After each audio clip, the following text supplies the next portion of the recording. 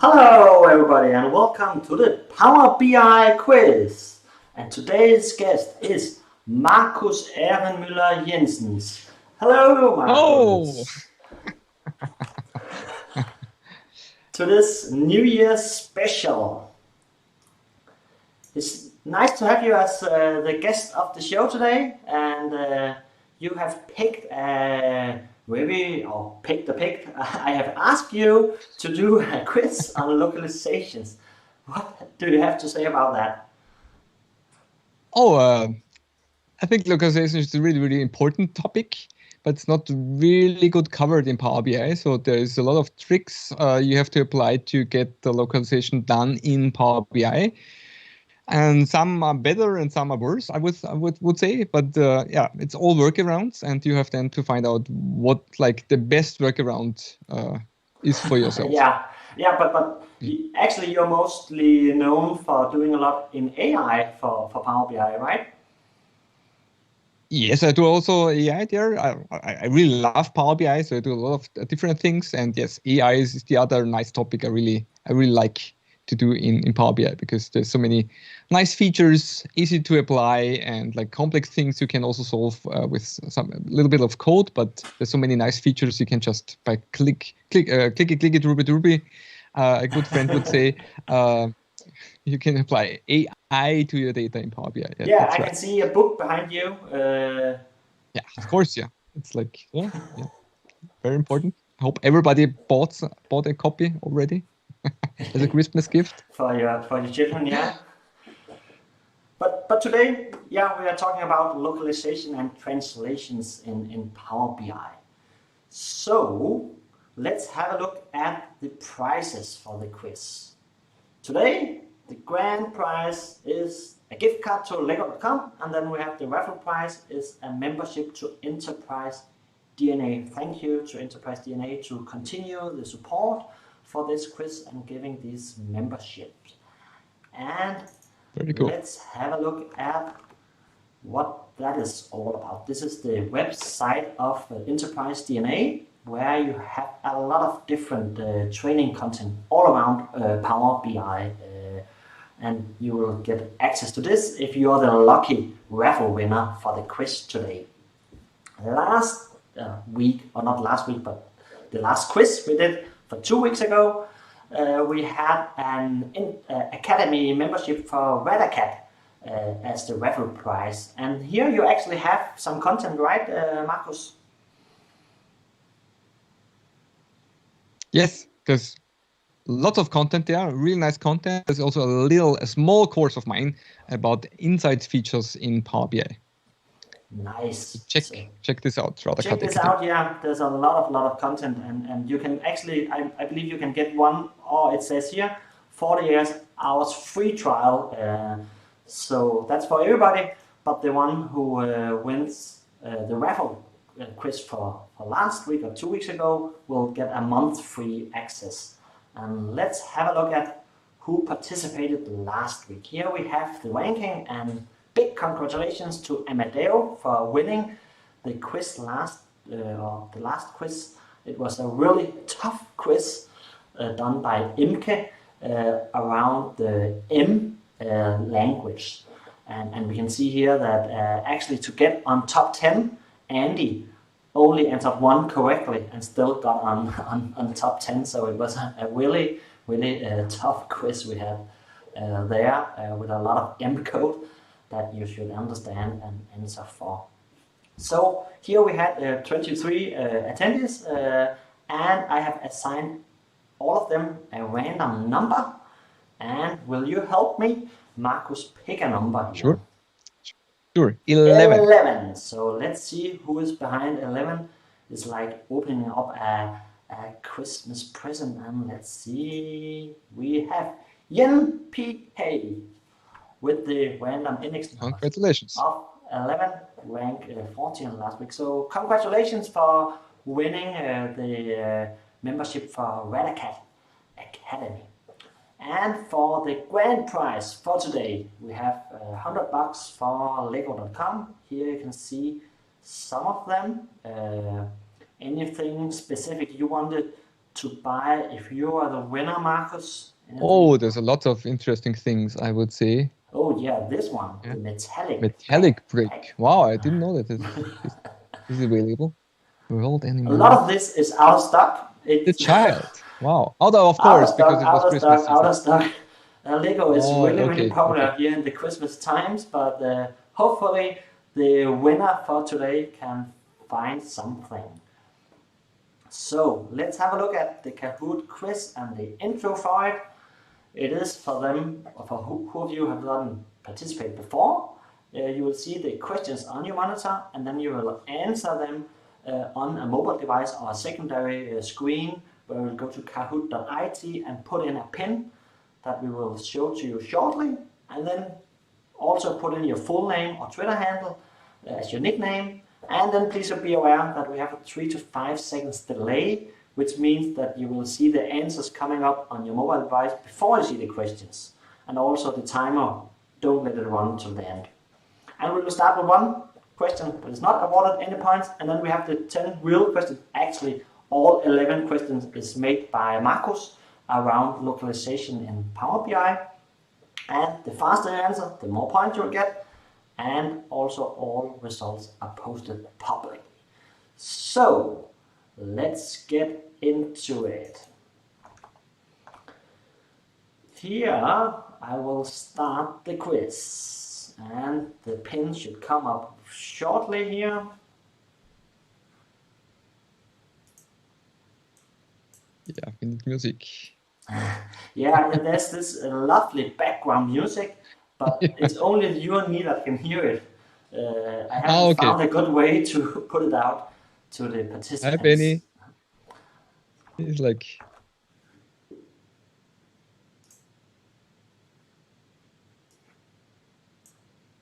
So Rishi. Yeah. A lot of regular ones. Oh yeah. And also some new ones. It's nice to see you all joining. Yeah, of course. I was a little excited about today how many will join in this holiday time. And we have 15 so far joining in. It was, maybe a lot of you will join because it was a holiday and you were all bored and didn't want to go with your family all the time. But then you probably won't see it on Twitter or on LinkedIn. So, but yeah, nearly 20. I think that's a good number. And a lot of new names I can see here on the list, and also a lot of familiar ones. So yeah, which is 20 is pretty good. I think also for a New Year's edition of the quiz. I've been looking forward to it. I've been home with my family for a long time now. So. And also just seeing you on the show, Markus, is always great. Let's start the quiz, and you can always join on the way because the pin is shown on the top. So, the first one is not awarded any points. It's a multi-select, so you can try out that feature. We have a couple of the month today is multi-select. So which features can you use to localize text in your report? And when there's a multi-select, you can answer 1, 2, 3, or 4 answers. And you don't know how many is correct. And if at least one is correct. And let's see how many. And yeah, all of the answers actually was correct, right, Markus? Yes, you can use all of those features depending on what you want. What is your goal with the workarounds? So yeah, bookmarks, equation-based titles, column per language, and Power Query parameters. Yeah. Yes, the solutions with all of them you can find on Twitter or YouTube or in blog posts. Nice. People use all of those 4 features to implement localized text. Yeah, you also did a session on the specific topic, localization text. It was recorded, right? It's recorded. I think there's one session I did for Benny's user group, the Belgium user group. So check this out. And There is, I'm not sure if there is on the official Microsoft Power BI YouTube channel. I don't think I did it for them, but this is also available for the Virtual Pass Summit. Okay. So the last Pass Summit we Yeah. had, not only the latest, but most probably it will be the last one. And speaking of last things, there will be a SQL Saturday Vienna on January 15th. It will be virtual. It's free of cost, and apparently it will be the very last SQL Saturday you can attend, because on 15th of January they're closing down all the servers. So we're excited if the infrastructure is available or not. We are planning for having a plan B available. So in case they turn it on early on 15th, then we would be in troubles. Hopefully they turn it off at the end of the 15th of January. Wow. Oh, there's a lot of blog posts, chats. Yeah. Yeah, very good. Yeah, Benny says that's not hard with those classes. Recording, but yeah, if we find the the link but yeah, that's a session around all this topic, and also around a lot of this we will cover today for the quiz. But let us start the quiz with the 10 real questions. Ta-da! Now it's getting serious.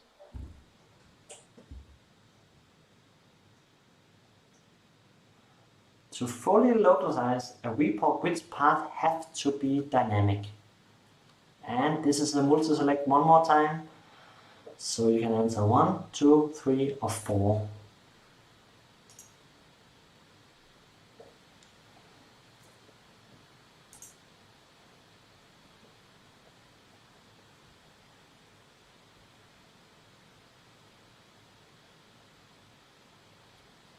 Hurry up. Hurry up. And I see that, yeah, there's a delay. Yeah, sorry, Benny is also saying there's some buffering trouble. I can see here on YouTube is actually saying to me that there's some buffering. So, so it's not you that is lacking, it's actually me that is lacking, and therefore making the buffering. Sorry for that. Yeah. But for this question, we had all 4 correct, right, Markus? Yeah, I would say, because we have to, like everything which is static text, like the report headlines, we have to translate them. Of course, there's also textual content, like the names of your products, the name of your categories, or whatever you have to translate. Of course, also if you want to go full in, then you have also to translate, like recalculate the numeric things, like the currency. So you have to implement currency conversion, and also the date format and things.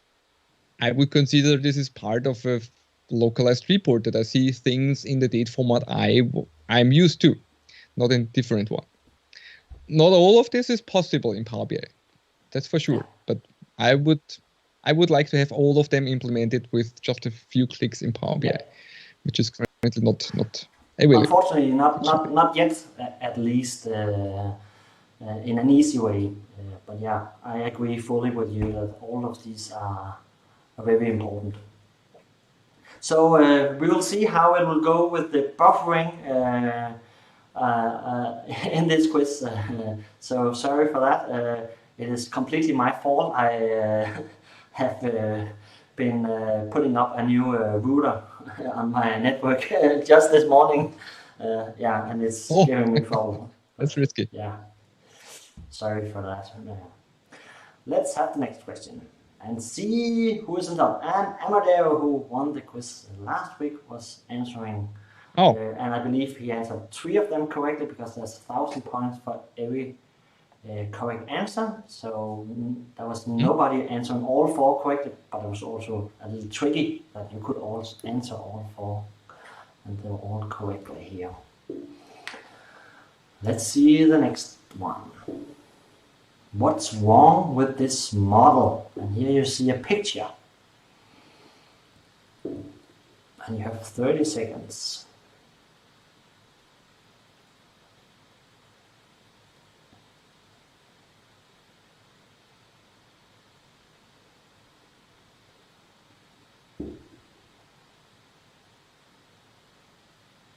So 5 seconds. Yeah, it was. Let's see. And So this model, this was a tricky picture because you cannot create this currently in the Power BI model.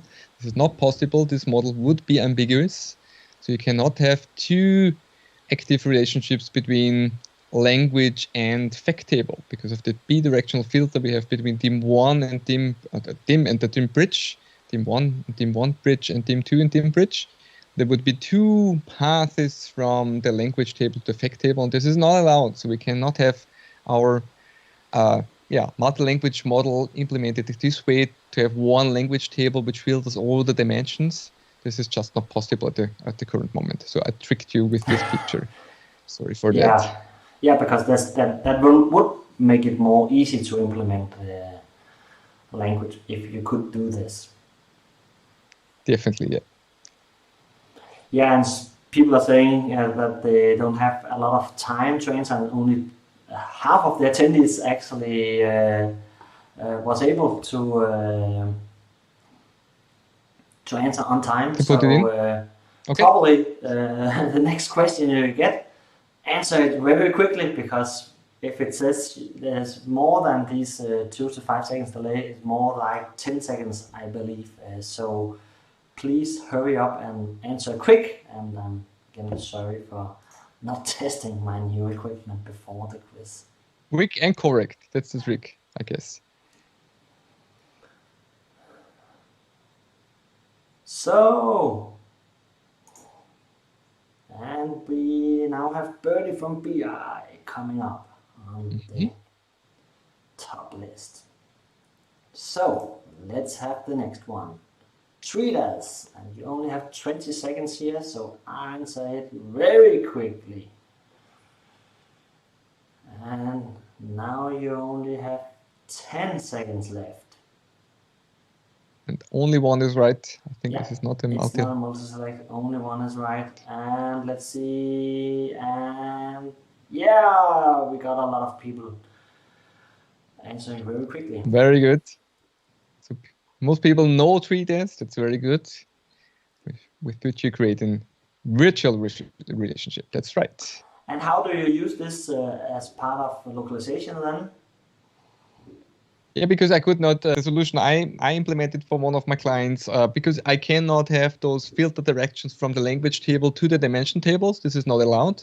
I used treat-us in all the measures. So in the measure, I achieved to have the filter from the selected language applied on the measure. So the measure only has a value for the selected language versions of the dimensions.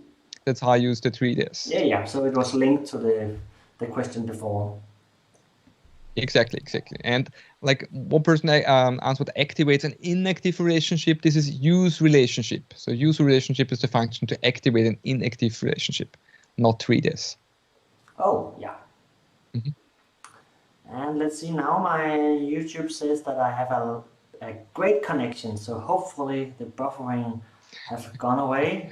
But again, I will encourage you to answer quickly. Either way, and we have still Amadeo on top. But it's very good. Very close on the scoreboard here in the top 5. So let's go to the next one. And this is a multi-select one more time. You cannot use expression-based titles in. You have 30 seconds for this one. So here you can answer 1, 2, 3, or all 4 of them. It could be 1, could be 2, could be 3, could be all 4.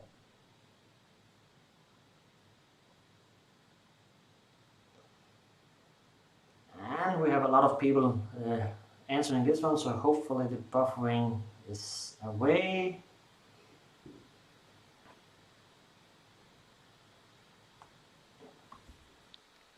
Many people got it right, I would say.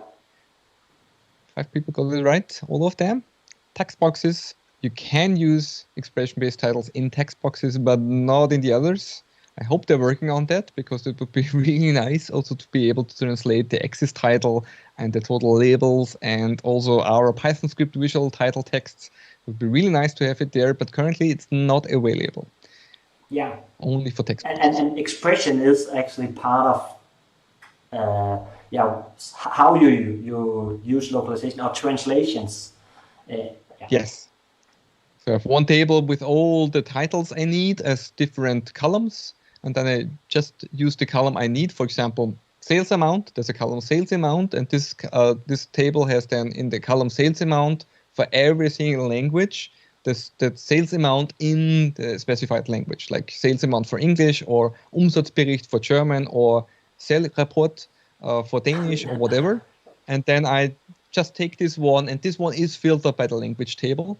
So this is how I achieve to have the static text translated in my reports. Because there's no static text anymore. I use those columns then with those different rows with one row per language. Yeah, that's how I came up. Yeah, and I heard, I think it's Will Thompson said once that in time we will get expressions on every field in Power BI.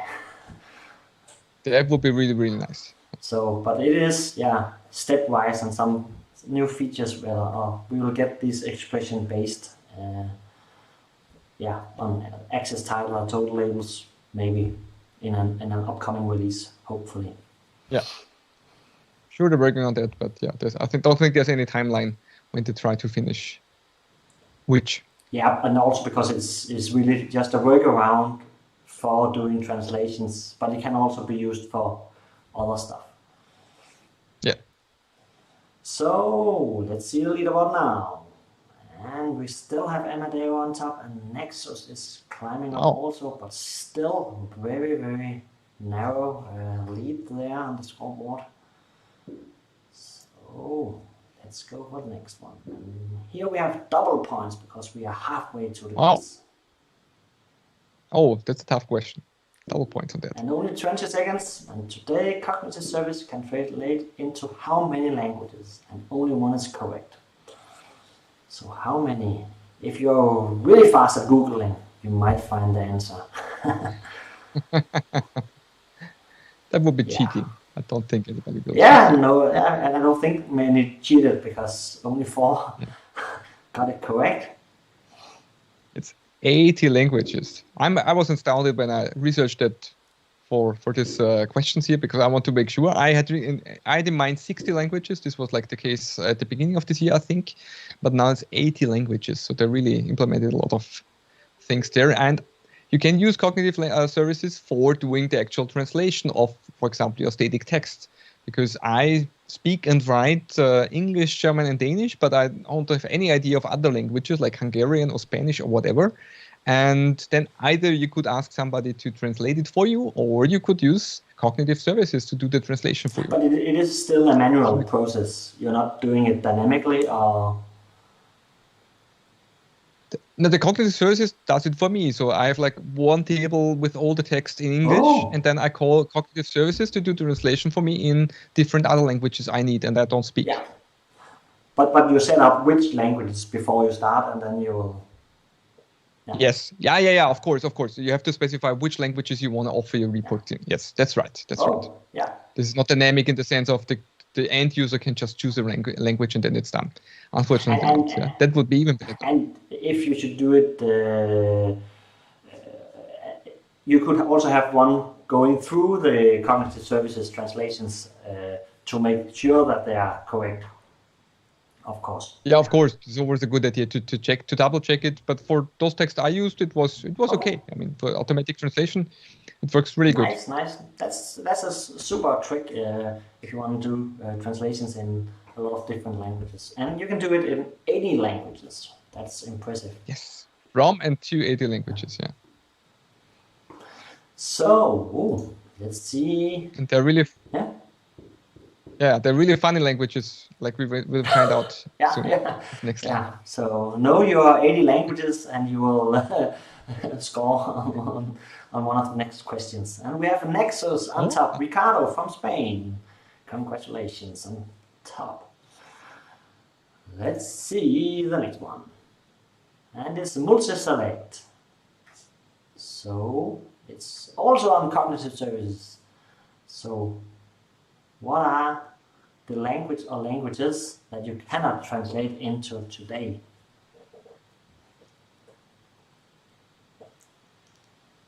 So They're just languages which I think are not spoken by so many people, like Danish, for example. Yeah.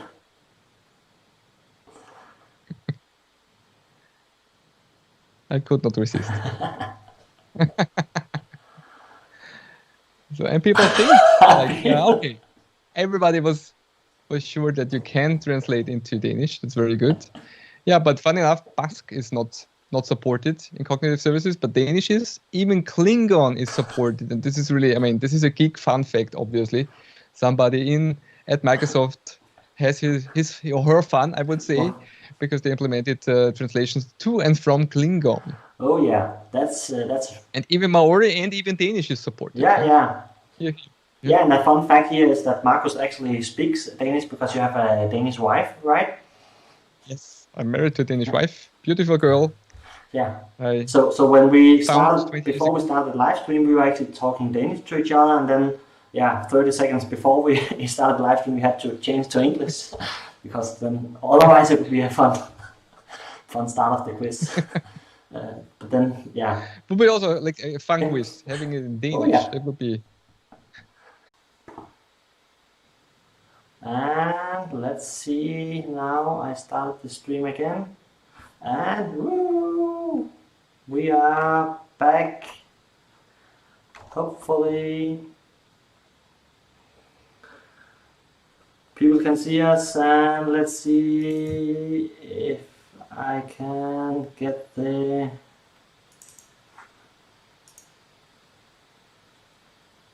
Kahoot up and running, and I think we are back. Yeah, we see you. And sorry, I have been talking a lot to you all when I was saying, oh yeah, it's both the audio and the video. So sorry about that. So yeah, it was actually not it was OBS that was crashing this time. My CPU is running really high. So hopefully we can go on, and I stopped the Kahoot quiz, so let's have a look at the leaderboard. And we had Alice climbing up, Nexus is still on top, but a lot of you didn't have time to answer, sorry for that. So now, hopefully, no lagging, all is good for the last couple of questions. Today, Power BI Service is not available in. So, a little like the question around the cognitive services, where we had some of the same answers. We didn't have Catalan in there before, but Klingon. Wow. That was a trick question, yeah. Yes. Maori is not available, in the Power BI service. Danish is available, fun enough again. Also Catalan, Klingon would not be available, so this would be too easy. I picked Maori. So you can translate into Maori in cognitive services, but you cannot pick it as language in Power BI service. Yeah, and Basque, that was not part of cognitive service, is then part of Power BI service. Funny enough. So obviously they do not use cognitive services to do their own translations. No, that must be the reason, yeah. So let's see, 2 people answering correct on that one, but it wasn't any of them on the top of the scoreboard. So we still have Nexus on top, then Benny, Amadeo, Andy, and Alice. So let's get the 9th question. Multi-select. Where can you change the display decimal separator for numerical values? So where can you change it? In the browser, in the operation system, in the Power BI desktop, or /and the Power BI service.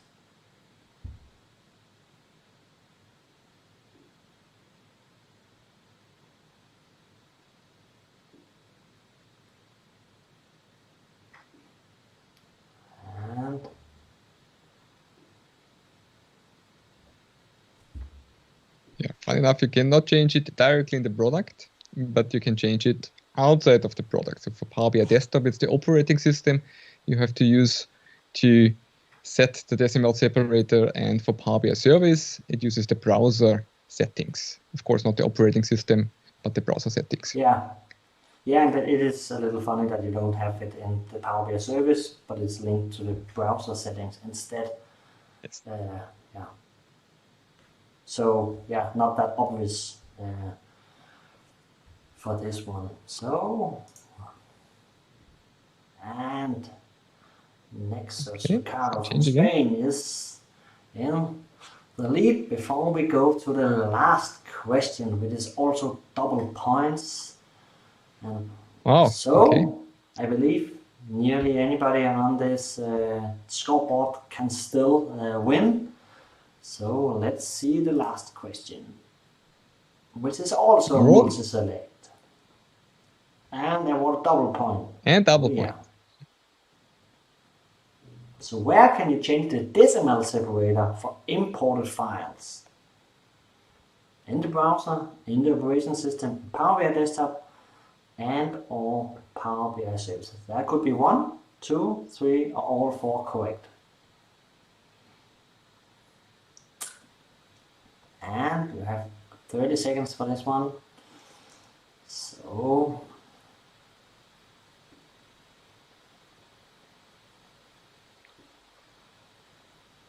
only Power BI Desktop, so no browser setting, no operating system, which is kind of confusing because you set the decimal separator for one thing in one place and then for the imported files on a different space. But that's it, how it is.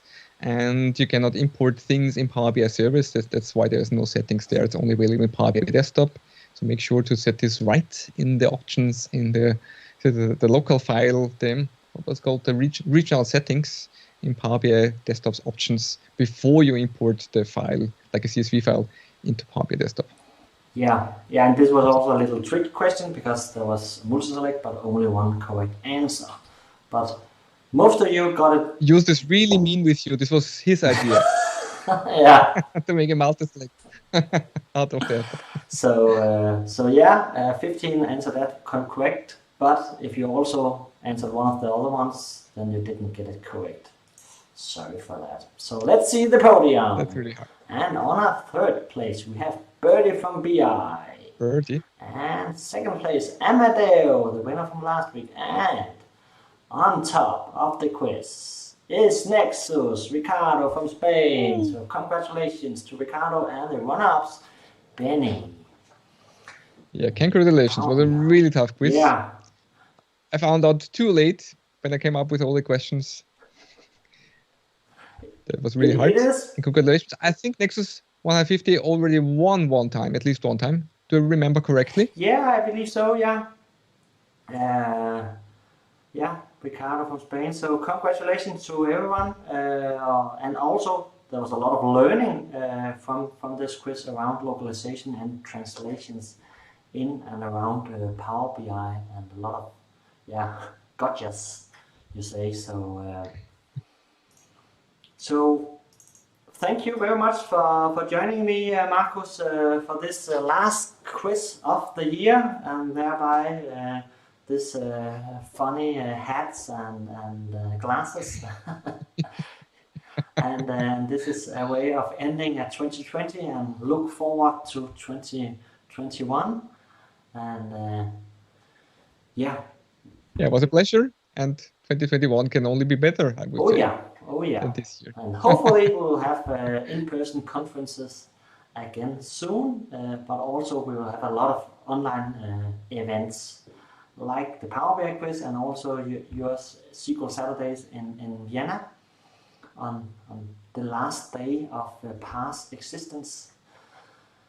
So thank you everyone, thank you for participating, and have a really great New Year's Eve, all through, which will probably be a little different this year than the last couple of years. So yeah, thank you very much, and see you all next year. Bye bye.